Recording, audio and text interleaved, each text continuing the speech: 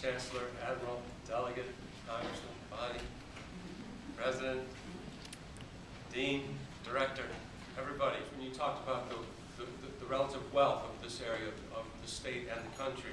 Besides that, we also have the lowest unemployment around.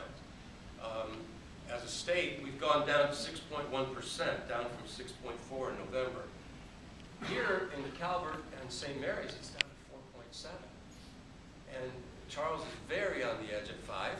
And so we are in this region doing very, very well.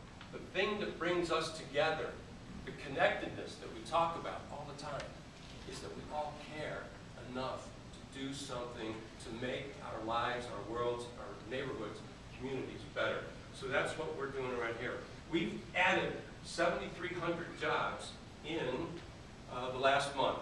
In 2013, 36,000 jobs was a 1.4% growth. 34,100 of them are in the private sector. Since the bottom of the recession, in February 2010, I gotta check this, we added 155,100 jobs, passing our pre-recession peak by 9,300. So we are doing well, and it's because of the stuff that's going on in each of the regions. We've made a partnership, we've made connections with other entities.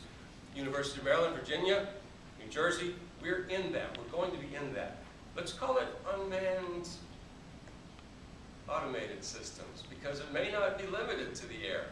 We may have that growth, that innovation by our anchoring, by our development, by our education, by our diversity, to make that happen all over the place. So just like we've done with the cybersecurity events excellence, when you get critical mass, you bring people together.